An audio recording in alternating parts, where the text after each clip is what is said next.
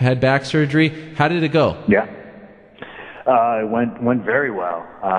The doctor even showed my wife a picture of what the part of the disc he cut out. I unfortunately didn't get to see it. Oh. That's a little disappointing. Yeah, and she almost barfed. So it went really well. I woke up in the hospital and I was immediately pain-free. I could tell right away.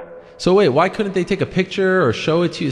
You couldn't see it after the fact? Well, I don't know. I was anesthetized, so I was still sleeping, and right. he immediately when he was like, oh hey, he emerged from surgery and was like, okay, he's done. He's in the recovery room. It all went well. Hey, check this out, and shoved the phone in her face, and she was like, ugh. Wow. Which is it's pretty cool. But I didn't know until I was awake, and he was already probably operating on somebody else, so I didn't get a chance to see it. Maybe I'll try to ask him. I'm seeing him tomorrow. Oh, okay. Well, first things first, how serious was the surgery? I mean, was there a chance that this would end your athletic career? I mean, you hear back surgery, that's kind of scary stuff. How serious was it? Yeah, as far as back surgery goes, I don't think it was the most serious thing, but it certainly wasn't walk in the park either. I basically just had a herniated disc, and it was, I guess, pretty herniated. I don't know if you wanted to call it ruptured or whatever, but it was explained to me that the disc had herniated and it was pushing on a nerve, and that was pretty much the source of all my troubles. Wow. Is this something that you had been dealing with for years? Have you had back problems in the past? Was it something that was aggravated doing something in particular? How long has this been an issue? It's been an issue for a very long time. Really? I just chalked it up to, I have a bad back. I wonder how that could have happened. And for the longest time, I've been doing regularly routine acupuncture, massage, chiro. I bought an inversion table. I bought a TENS unit. You name it, any kind of therapy I could possibly do, I was doing it. And it eventually just got even worse, and it got so bad that I went in one day to roll. I was in my gi. It was we were drilling, doing I think triangle chokes, and every time I had a triangle locked up on me, I would feel felt this odd pressure in my hip. So that's when I was like, something's wrong here. So we aggressively tried to figure out what it was after that. And you said that you have an appointment tomorrow with your doctor. What is this to clear you? Are you close to 100% as far as how you're feeling? What's this for? I think this is just a routine. I'll be 6 weeks post-op on Wednesday, so I think that's just kind of how the schedule goes. I'll see him tomorrow. I talked to him extensively on the phone yesterday to go over a whole bunch of stuff, asking me how I was feeling and everything else.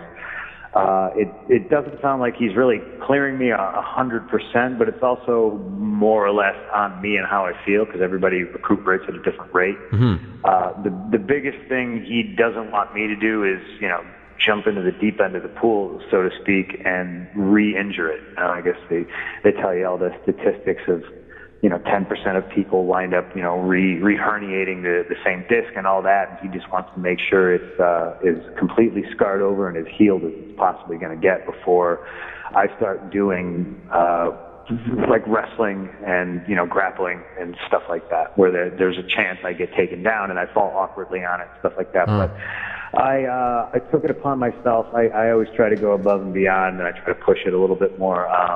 I've been biking like a maniac. I do what I can, and I push it, but I'm not trying to push this one too much, because I think it's your back. It's a pretty serious thing, but I've been staying in shape. And this time I don't want to talk about the haters, Twitter, all that stuff, because we've exhausted that. But the fact that now the narrative has become like, will he fight? Not when will you fight? People questioning, will you fight? Do you internalize any of that? Do you use that as motivation? Do you listen to any of that anymore? Yeah, absolutely. I'm the kind of guy that focuses on positive stuff, because when you're alone and you're in your own thoughts, you can drive yourself crazy listening to the negative. But yeah, the negative stuff, the haters, that drives me. Proving people wrong is something I've done my entire life, and not only I think I'm good at it, it's fun. When you get people that say, "Oh, you can't do that," and I think it's more indicative. It's less about me, and it's more about their own insecurities. You know, I really just want to show everybody like the positive side of it. Like, yeah, fuck you. Yeah, we can do this. And, you know, it's for every kid out there that's ever been told, no, you can't do something, and then they actually listen to that and they believe it. You know, I've never been one that's believed it. More oftentimes than not, somebody tells me I can't do something, that makes me want to do it even more. But I also realize that when it's coming from a figure of authority, a parent, teacher, or something like that, that can be really discouraging to kids, you know, or even grown-ups, even grown-ass people.